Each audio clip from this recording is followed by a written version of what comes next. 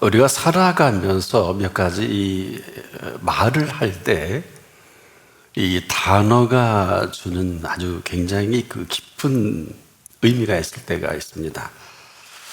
특히 저와 여러분에게 있어서 가장 큰 주제 중에 하나인 단어가 있죠. 믿음입니다. 그런데 우리가 이 믿음을 말할 때 상당히 신중해야 합니다. 믿음은 믿어야 기쁜 것이 아니라 이 믿음은 그대로 기쁜 것을 말합니다. 비슷한 것 같아도 아마 이것은 얼마큼 우리가 이 믿음에 긴장하느냐 이러한 문제가 되기도 합니다. 믿어서 기쁜 것은 맞아요. 그런데 믿음은 기뻐해야 하는 것은 아닙니다. 믿음은 이 믿는 그 사실 때문에 우리에게 만나지는 놀라운 비밀이 있어요. 우리가 하나님을 믿을 때 반드시 거기서 만나지는 그 사실이 기쁨입니다. 그래서 우리가 이 믿을 때 상당히 긴장하고 또 매우 신중해야 하는 것은 바로 이 부분입니다. 그래서 우리가 믿을 때 그 기쁜 사실을 그대로 만나지는 것인데 우리 삶의 모든 그 근거가 이 기쁨을 만나느냐 만나지 못하느냐가 관건입니다. 우리가 자칫 여기서 어긋나면 그냥 우리가 믿는 이 사실이 공로가 되고 또 이로 인해서 우리가 엉뚱한 일들을 만들어 갑니다. 아주 익숙합니다. 근데 우리만 몰라요. 그래서 우리가 하나님을 믿는다 할 때 우리는 믿는 이 팩트, 사실보다도 우리의 행위로 인해서 어느 틈엔가 내가 이런 선한 행위로 또 선한 영향력으로 드러내고자 하는 것에 푹 빠져버릴 때가 있어요. 우리가 그렇지 않으면 참 좋겠는데 근데 이 사실을 우리가 믿을 때 어긋남을 말합니다. 우리가 하나님을 믿는다는 것은 하나님 살아계신 것을 믿는 것을 말합니다. 근데 믿을 때 아무런 일이 벌어지지 않으면 아무것도 아닙니다. 그래서 자꾸 이것을 대신하기 위해서 어떤 말씀을 또 끌어다 대고 또 뭐 십계명을 어떻고 우리가 별소리를 다 합니다만은 그 근본이 믿지 않기 때문에 그만 그대로 우리가 자꾸 이렇게 해야 되고 저렇게 해야 되고 또 이렇게 믿어야 되고 저렇게 믿어야 되고 그러다 보니까 믿어야 복 받는 것으로 생각을 하게 되죠. 우리가 믿어서 복 받는 것일까요? 믿어서 복 받는 게 아니라 우리가 믿을 때 만나지는 복입니다. 이것은 전혀 다른 얘기입니다. 여러분이 믿어야 복 받는다고 하면 이것까지도 우리가 지금 내 공로가 되어서 이 공로로 그만 이 사실을 빗나가게 되는 내 공로가 되고 맙니다. 자, 우리가 이 믿음은 믿을 수 있을 그때 이 믿음은 살아있는 믿음입니다. 그래서 이 살아있는 믿음은 살아있는 기쁨을 그대로 만나게 합니다. 이렇지 않으면 어느 틈엔가 내 공로가 되고 말아요. 내가 믿어야지. 또 내가 믿고 이렇게 저렇게 해서 뭐 믿고 기도하고 믿고 어떤 말씀의 훈련도 하고 이런 것으로 인해서 주어지는 사실로 착각과 곡해하게 됩니다. 굳이 뭐 우리가 공로를 얘기하려 치면 사실 이 앞에 나와 있는 사실도 공로라 할 수 있지 않겠습니까? 그런데 우리가 그렇게 할 수는 없죠. 저나 여러분이 하루 생활할 때 우리가 출퇴근이나 또 등하교를 할 때 수많은 사람들을 만나지 않겠습니까? 근데 우리가 만나지는 이 사실을 공로라 할 수 있겠습니까?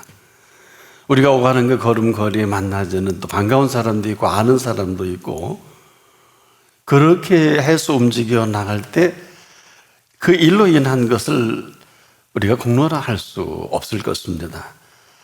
그래서 우리가 지금도 우리가 하나님을 믿는다고 할 때 그 믿음과 동시에 만나지는 그 사실이 있어요. 자꾸 예수님은 우리에게 묻습니다. 믿음이 있는 자를 보겠느냐? 이것은 믿고 뭘 하라는 것도 아니고, 또 우리에게 믿음의 무엇을 어떤 내용을 발표하라는 게 아니거든요.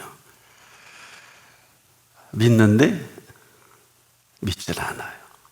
이게 심각한 겁니다. 그러다 보니까 우리가 믿음의 모든 것까지 행위가 자꾸 되고 말거든요. 믿음은 우리가 뭘 해서 믿는 것을 말하지 않고, 지금도 예수 그리스도를 저나 여러분이 온전히 믿을 수 있을 그때 우리에게 구원을 선물로 주십니다. 약속했기 때문에 그래요. 뿐만 아니라 이 내용은 영원한 생명을 우리에게 선물로 주신 내용입니다. 약속이죠. 그래서 예수님이 하신 말씀 때문에 그래요. 살아서 나를 믿는 자는 영원히 죽지 아니하리니, 영원히 죽지 아니하리니 하시니 약속의 근거에서 허락하신 영원한 생명입니다. 그래서 우리가 믿는 그 믿음 하나로 이 구원을 허락하셨고 약속하신 또 영원한 생명이죠.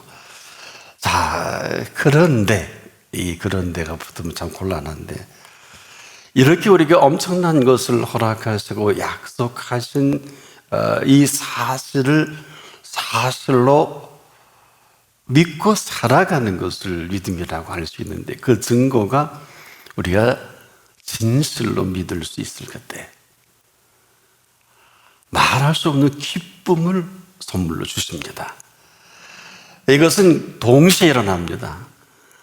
그래서 우리가 아무리 오래 믿는다 할지라도 그분이 기쁨이 없다면 죄송한데 자꾸 다른 것에 의지할 수밖에 없어요.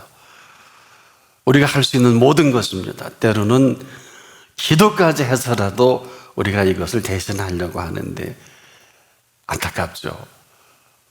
자, 이걸 대신하려고 하는 기도와 우리가 간절히 간구해서 응답을 받는 것은 전혀 다른 얘기입니다.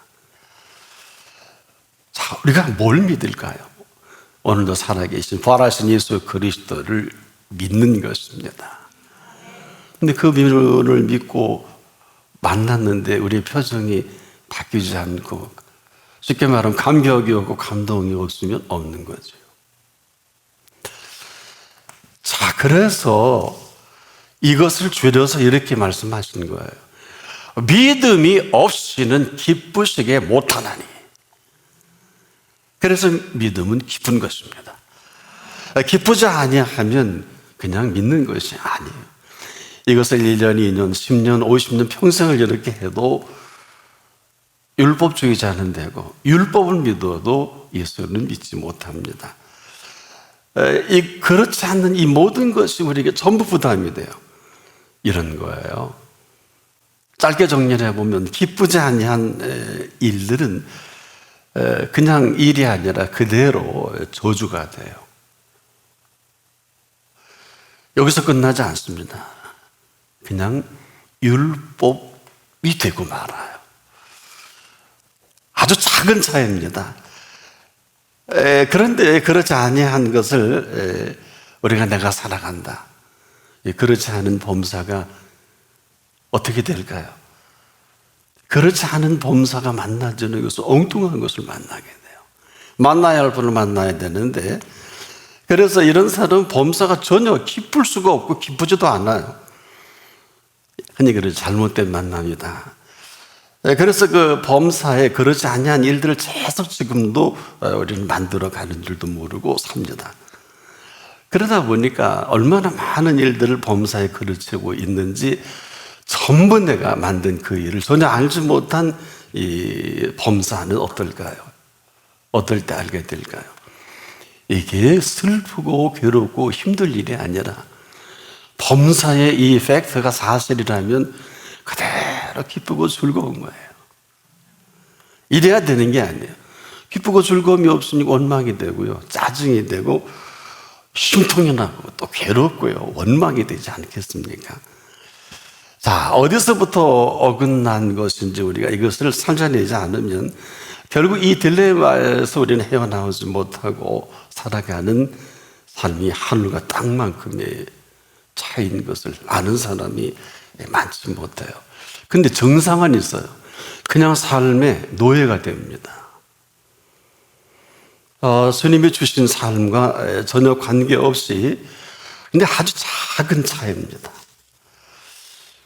캐서린 클레모와 행크 위스아크가 함께 한 책을 썼어요. 강점을 극대화하고 미래에 집중할 것을 이라는 이 책에서 작은 변화로 큰 차이를 만드는 강점형 사고, 이런 주제로 그들이 이렇게 표현합니다. 보는 방식을 바꿔라. 이걸 크게 강조했어요. 그리고 이를 위해서 7가지를 이렇게 제시했는데 참 참고가 될 줄 압니다. 첫째는 자신이 원하는 목표를 정한다. 두 번째는 두려워하지 말고 행동하라. 그래서 많이 듣던 소리죠. 셋째, 지금 있는 자리에서 즐겁고 신나게 몰두한다. 네 번째로 비난하는 사람이 아무도 없는 것처럼 행동한다. 뭐 익숙한 얘기들이죠. 다섯째로 이미 알고 있는 지식을 최대한 활용한다. 여섯 번째, 목표를 이루면 마음껏 기뻐하고 즐거워하라. 일곱 번째, 다음 단계의 목표에 도전한다. 자, 아주 작은 그 변화가 만들어가는 이 엄청난 이 변화를 나름대로 이렇게 피력을 했는데 상당히 그 의미가 있습니다. 저나 여러분에게 작은 차이는 뭘까요? 기뻐하느냐, 그렇지 않는 차이입니다. 그리스도인에게 이보다 더 큰 비밀이 있을까요? 기뻐해야 할 그때 우리가 그 기쁨을 만나지 못한 사실로 그 결과를 만들어가는 거예요. 기쁜 사람은 이 기쁨이 상실해가는 그 세계를 끊임없이 만들어 가게 되죠. 그럼 어떻게 할 수 있을까요? 우리가 믿는데 이 기쁨이 상실하면 그대로 율법이 됩니다. 율법은 지켜야 돼요. 내가 즐거워서 기도하는 사람은 그대로 응답을 받지만, 기도해야 돼, 금식도 해야 돼, 청야해야 돼, 내가 새벽 기도해야 돼, 이게 벌써 공로화되니까 보시기에 아름답지 못해요. 이게 한 달, 두 달, 1년, 10년, 수십 년을 계속하는 수많은 분들을 제가 앞에서 지켜보면서, 되게 이제 연세 드신 이제 권사님이나 또 장로님 되시면 이 딜레마에 세어나지 못해요. 이들은 늘 걱정합니다. 자녀 걱정, 세상 걱정, 어느 정도인 줄 아세요? 증상이 하나님까지 걱정해요. 똑똑한 사람들이에요. 하나님보다 똑똑한 척합니다. 아무도 못 고쳐요. 우리가 지금도 이 믿는다고 할 때 우리가 자칫 어긋나면 어긋난 이 사실로 얽매여서 죄송한데 그대로 복이 화가 돼요. 이것은 충격입니다. 지금 흥하는 일을 망치게 되고요. 뿐만이 아니라 이건 지금 성할 일이고 움직일 일인데 쇠퇴가 돼버려요. 왜? 방관하니까. 여러분, 기회라는 건 모든 사람들이 압니다. 기회는 뒤통수만 보인다. 그 말에서 뭐예요? 기회 지나간 다음에. 저는 그 말을 별로 좋아하지는 않아요. 그런데 어쩔 수 없이 하게 되는, 여러분, 기회가 앞통수가 보여야죠. 뒤통수가 보이는 게 뭐, 이게 어처구니 없는 우리의 그 실존의 심각성이죠. 이 생사의 갈림길에서도 그냥 나뉘게 되는 이 범사를 살아가는 줄 아무도 몰라요. 바로 우리가 지금도 한순간이 방심하는 이 일로 일어나는 일로 살아간다는 이 안타까움이에요. 여러분, 우리가 산다는 것은요, 지금도 내가 내 마음대로 살 때는 뭐 아무렇게나 살아도 그게 크게 달라질 게 없지요. 그러나 그 인도를 받을 때는 그렇지 않아요. 자, 정리를 한번 해보자. 우리가 차를 몰고 집 앞을 슬슬 갈 때, 천천히 운행할 때는 대형 사고를 일으킬 수도 없고 괜찮죠. 근데 일단 차도에 들어서서 큰 길에서 정상적인 속도로 운행하면 심각해집니다. 그때는 한순간도 방심할 수가 없죠. 또 내가 더 조심하고 또 특히 이제 하이웨이를 달릴 때는 더 하겠죠. 조심하고 또 조심하도 부족한데, 자, 우리가 살아계신 하나님을 믿는 믿음 안에서 한순간도 방심할 수 없다. 이와 같습니다.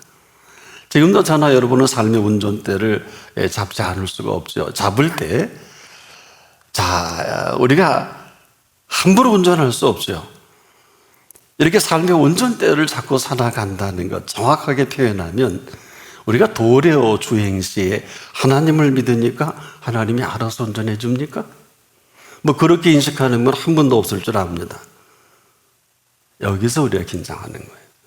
자, 운전은 내가 하지만은 내가 애써 힘써 운행을 할 때 친히 그 운전대를 함께 잡아주십니다. 자, 아멘 하셨으면 잘하셔야 되죠. 이게 무슨 얘기냐 하면, 여기서 우리가 긴장할 수밖에 없는 것은 이 운행하는 일에서 항상 한순간도 그 운행에서 깨어 있어야 되겠죠. 그런데 하나님이 핸들을 잡아주실 거야, 그리고 졸았다, 그러면 어떻게 될까요? 왜 대답을 안 하세요? 자, 아무리 친히 핸들을 잡아주신다 해도 내가 졸거나 방심하면 내가 사고 나는 게 아니라 내가 졸거나 방심하면 다른 차를 들이박습니다. 그래요, 안 그래요? 꼭 한번 실험해 보지 않기를 바랍니다. 답을 하셔야죠. 내가 무슨 사고를 당하는, 내가 다른 차를, 대형 참사를 일으킬 수 있는 것이죠. 마찬가지로 우리가 큰 도로를 운행할 때 한순간도 방심할 수 없고 그 긴장의 끈을 놓을 수 없는 것과도 같이, 오늘 우리가 그분의 인도를 받을 때, 인도 받지 않으면 뭐 솔방솔방하고 그저 뭐 졸기도 하고 뭐 깜빡깜빡도 합니다만은, 인도를 받을 때는 그 인도에 모든 생각과 우리 마음이 집중하고 또 집중해야 돼. 이거를 당연하다고 여기지 않는 사람 이게 아무도 없을 것입니다. 이걸 못해요, 우리가. 쓸데없는 일에는 지금 대단히 뭐 바쁘고 준비하고 어마어마한 긴장도 하고 옷 냄새도 하고 미장원 가서 머리도 하고 이발소 머리도 하고 뭐 향수도 뿌리고 다 합니다만은, 그분의 인도가 있을 때는 너무 우리가 방심을 합니다. 인도라는 게 뭘까요? 인도는 말입니다, 인도하시는 분의 인도대로 인도받으면 되는 거예요. 이게 이렇게 힘들어요. 다시 한번, 인도를 받아야 하는 게 아니라, 내가 열심히 했음을 받는 게 아니라, 인도는 인도하시는 분의 그 인도를 그대로 받고 인도받으면 되는 거예요. 이것을 작은 일이든 큰 일이든 인도받는 편에서는 알 수가 없어요. 알 필요도 없어요. 언젠가 일본의 아주 세계적인 승용차 하나가 미국에서 작은 볼트너트, 브레이크에 달려진 이 볼트 하나로 대형 사고를 일으키면서 하루아침에 그 차가 안 팔리고 어려움을 겪었는데, 도요다가 한번 그랬죠. 보통 한 3만 5천 가지의 부속품으로 움직여 나가는데 아주 작은 볼트너트 때문에 사고가 일어나는 거예요. 뭐 그 뒤로 그 회사에서 알아서 책임을 질 수 있겠습니다만, 인도라는 것은 이보다 더한 심각함을 얘기해도 지나치지 않는 것은, 그것은 그 한 사람에 멈추겠습니다만은, 열이면 열, 백이면 백, 천이면 천, 이런 분들이 하나님의 인도를 받을 때 그렇지 못하다고 하면 그렇지 못한 결과를 합리화할 수밖에 없단 말이에요. 말이 많아져요. 쓸데없는 관심 써요. 본질이 아니라 비본질에 자꾸 마음이 빼앗기고요. 또 누구 때문에, 뭐 때문에 자꾸 핑계를 대요. 안타까운 일이에요. 이런 거에 하나님의 일은요, 작은 일도 큰 일도 없습니다. 하나님은 하나님의 일을 하실 때 하나님의 일은 잘 기억하세요. 친히 행하십니다. 그래서 저나 여러분이 하나님의 일을 작다 크다 할 수 없어요. 예수님이 뭐라 그랬어요? 이 냉수 한 그릇도 설교하실 내용이 없어서 네가 내 이름으로 냉수 한 그릇도 나는 거저보지 않겠다는 것은 무슨 의미일까요? 그렇지 않습니까? 세상에 어느 대단한 분이 냉수 얘기를 할까요? 어느 대통령이, 왕이, 어떤 철학자가, 어떤 위대한 학자가 냉수 한 컵을 당신이 얘기하는 것을 올려놓은 이 사실을 언급할까요? 왜 그랬을까요? 우리가 하나님의 일에 대해서 무지하고 하나님의 일에 대한 앞서감이 있고요. 또 하나님의 일은 큰 일이 있고 작은 일이, 물론 그럴 수는 있어요. 그렇지 않겠습니까만은 중요한 사실 한 가지를 잊어버리면 안 돼. 우리는 하나님 앞에서 저나 여러분이나 모두 공통점이 하나 있어요. 심부름꾼이에요. 그 이상 그 이하도 아닙니다. 여기서 요만큼이라도 왜 0점 몇 미리도 벗어난다면 이 벗어나는 어긋난 만큼이나 그분과의 어깃장이 얼만큼 사이가 벌어집니까? 하늘과 땅만큼 벌어집니다. 하나님의 일은 아무나 할 수 있지만 아무나 하나님의 일을 할 수 있는 것은 아닙니다. 심부름은 누구나 할 수 있죠. 그렇지만 아무에게나 그 심부름을 시킬 수는 없지요. 자, 바로 그런 부분이에요. 이것은 별게 아니지 않겠습니까? 그런데 어마어마하죠. 이 이야기는 지금도 우리가 심부름을 시키실 때 바로 시키시는 분으로 여길 줄 아느냐, 그렇지 못하느냐. 하가 오늘도 내 생각으로 모든 범사를 판단해서 쓸데없는 것에 관여하고 쓸데없는 것을 은혜 받으러 오다가 교통사고 난다고 돌아가면 그날 응답받는 날인데 길 가다가 툭 쳐서 기분 나빠서 화나서 예배 못 드리면 우리가 전부 그렇게 사는 거 아세요? 우리가 오직 그분을 향해 있어야 되는데 그 외의 것에 이미 관심을 갖는 분들은 어긋상을 난 그 결과로 오늘 내가 세팅이 되겠다. 이 비밀을 그분만이 알고 내가 알아요.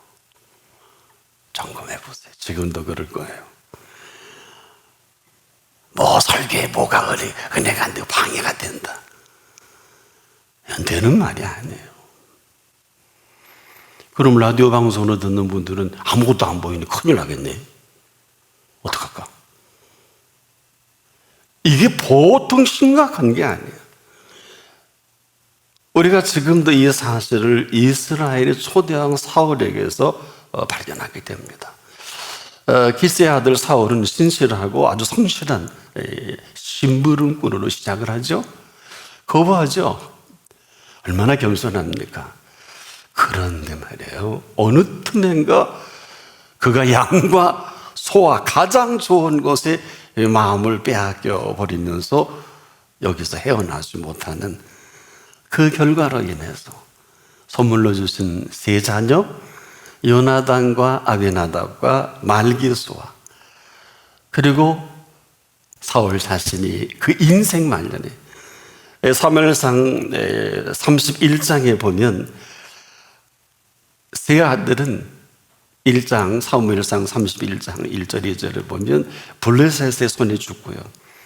3절 4절에 보면 사울은 너무 겁나서 자기가 스스로 칼을 대고 엎어서 생을 마감합니다. 가슴 아파요. 어긋남이라는 게 이런 거예요. 우리 지금 아주 작은 차이죠. 과정은 너무 길어서 말씀을 피하겠습니다만은 지금도 자, 이런 거거든. 지금도 우주 궤도를 돌 때 함께 도는 모든 것들은 당연한 게 생각할 겁니다. 근데 문제는 궤도를 벗어나면 길이 없어요. 인도라는 것은 이와 꼭 같습니다. 이 우주를 운행하시는 분의 그 인도를 벗어나면 길은 없어요. 우리만 모르고 우리만 룰루랄라 하고 우리만 이렇게 살아도 괜찮은 줄을 고개 위에 착각만 하고 있는 것이거든요. 그래서 우리가 그분 앞에 설 때 왜 예배보다 다이나믹한 것이 없다고 하는 것은 이 순간은 저나 여러분 생애의 가장 결정적인 시간이에요. 왜? 모든 걸 결정하시는 분을 이 시간 만나지니까. 근데 만나고도 표정도 안 바꾸고 감동도 없고 감격이 없다. 거기까지. 이게 그분 보시기에 네가 나를 믿니? 근데 나는 너를 믿을 수가 없어. 이 사실이 믿음이 없이는 기쁘시기 못하나니 한 사실이에요. 근데 우린 믿고 예물도 드리고 다 했다고 하는데 할 말은 없는 게 아무리 큰 예물을 드려도 주신 거 아니에요?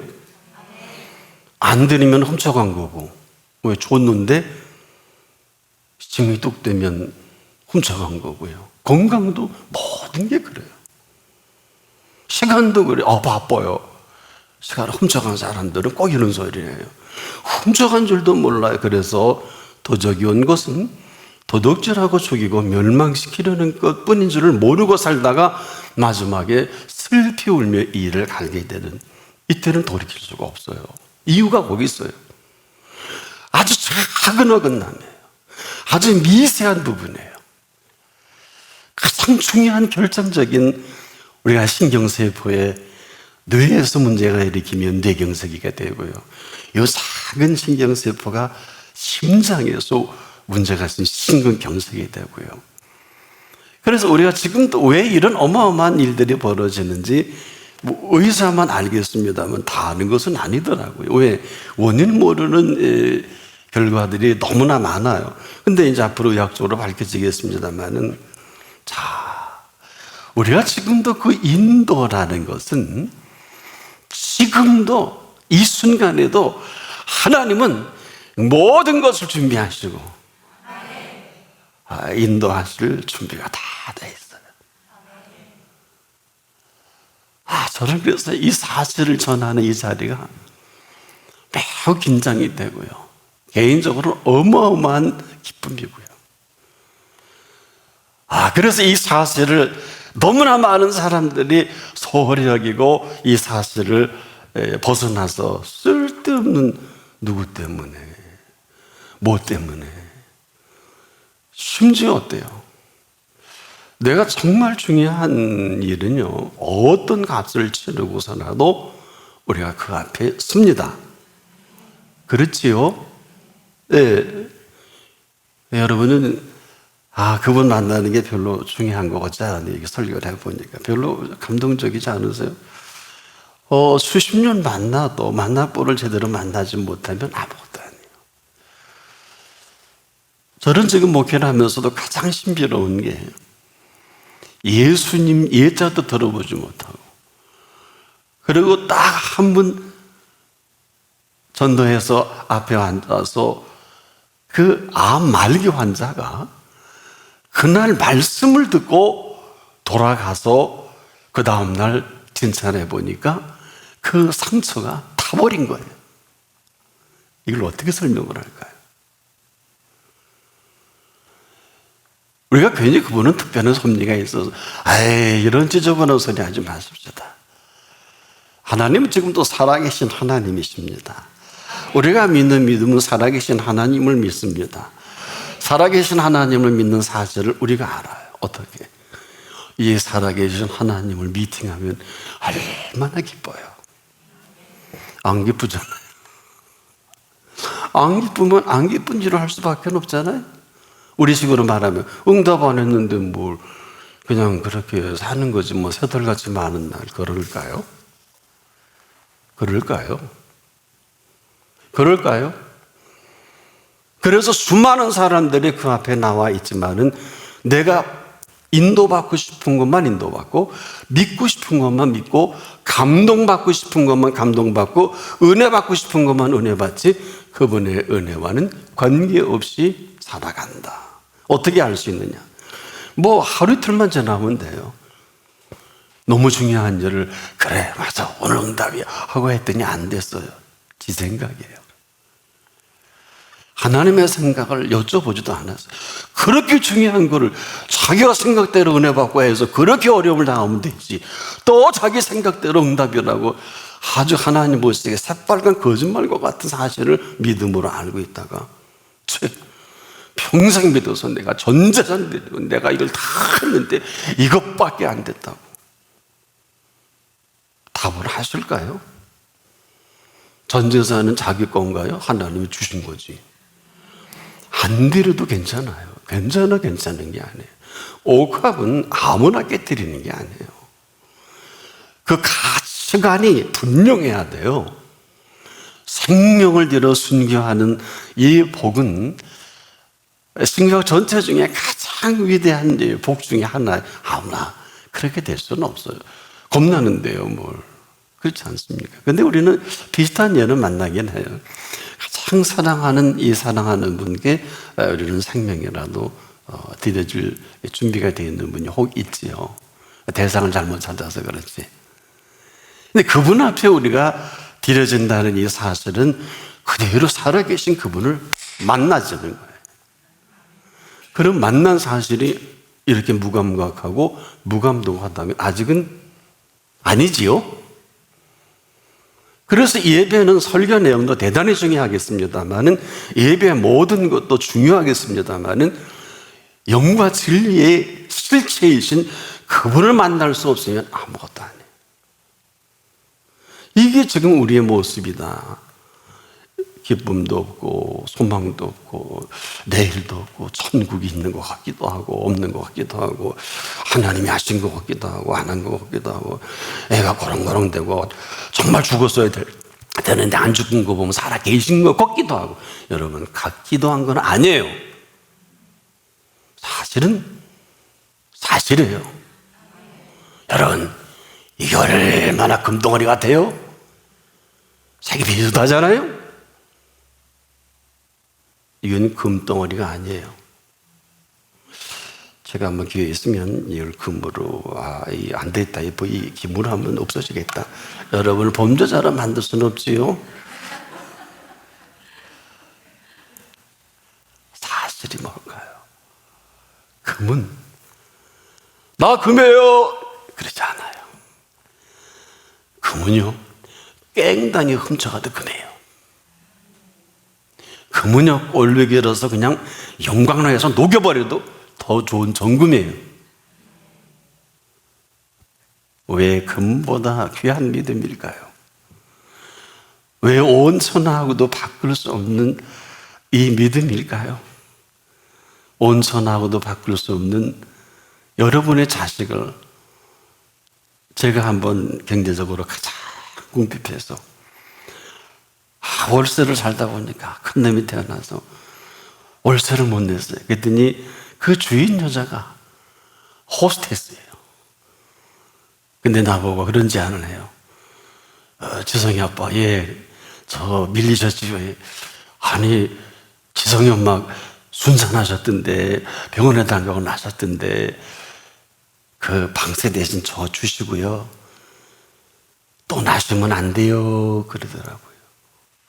여러분, 이게 할 소리예요?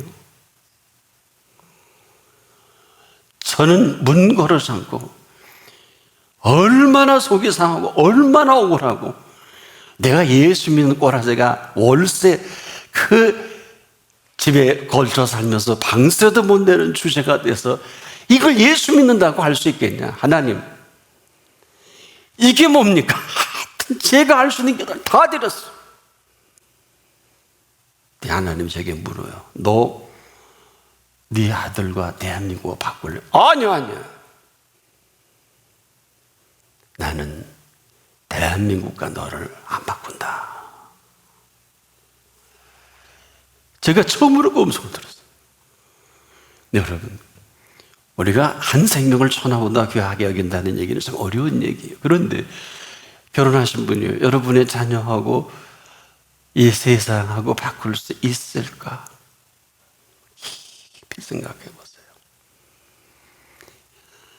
우리가 하나님을 모를 때는 모르는 소리 하지만은 하나님이 우리를 지으시고 이 모든 피조 세계는 저와 여러분에게 보고 듣고 생각하고 아주 기쁘게 살라고 주신 선물이에요.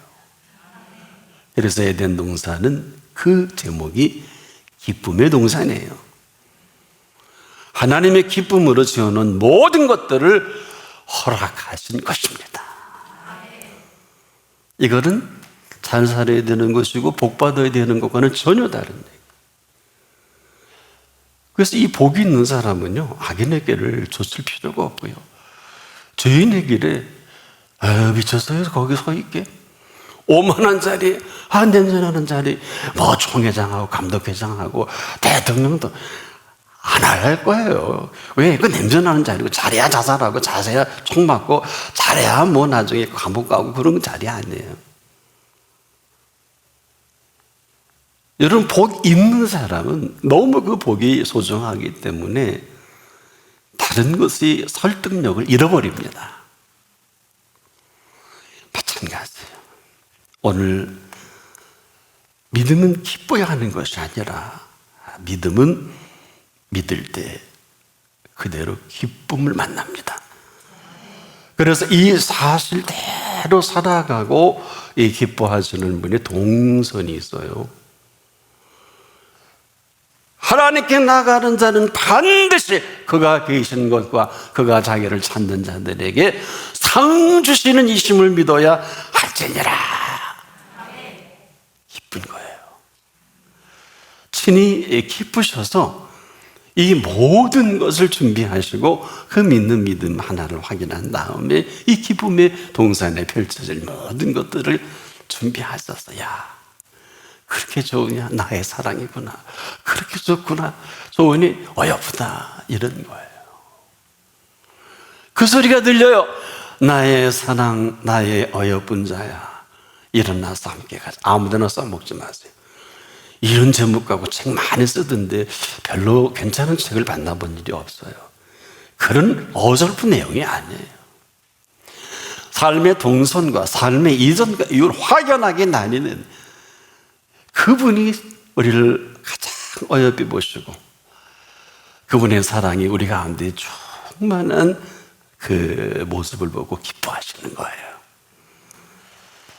그리고 하나님이 그렇게 좋으신 거예요. 왜 내가 기뻐하는 거?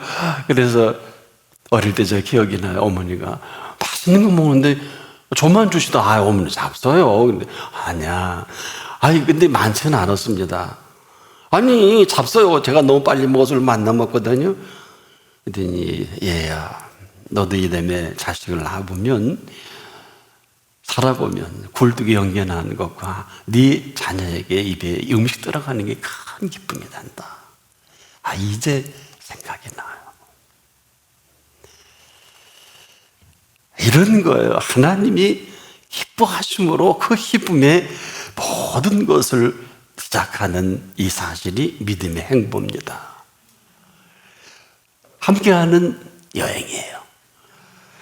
그래서 이 사실이 믿음이 없이는 기쁘시게 못하나니 한 이 사실로 반드시 그가 계신 것과 그가 지금도 자기를 찾는 자들에게 상 주시는 이심을 믿어야 할지니라. 놀랍고 기쁜 일입니다. 찾을 때 그 상으로 주시는 상으로 살아가게 하신 믿음이에요. 근데 이 사실을 만나보다 안 좋다면 여러분 지금 다 걸린 거야. 뭐가 걸렸을까? 눈에 비늘이 있어서 저 양반이 지금 뭔 소리 하나 하고 지금 생각 중이죠. 이게 얼마나 그분 앞에 그렇지 않은 사실일까요? 이게 죄라면 죄겠죠. 악이라면 악이겠죠. 지금도 믿음은 믿어야 하는 것이 아니라 믿을 수 있을 그때 그 믿음이 깊은 것을 말합니다. 그리고 이 사실로 사는 세계가 다르고 먹는 양식이 다른 세계를 그분이 시작하시는 거예요. 이런 생애가 시작되기를 축복합니다. 기도하겠습니다. 우리가 그 많은 말씀을 들었고 그 많은 설교를 들었고 그 많은 말씀을 받고 그 많은 기도의 생활을 하면서도 여전히 내가 믿고 싶은 대로 기도하고 싶은 대로 살고 싶은 대로 보는 대로 익숙한 모습이었다면 오늘 주신 이 말씀 앞에 모든 생애가 다시 시작되는 시간 되게 하옵소서. 예수님의 이름으로 기도합니다. 아멘.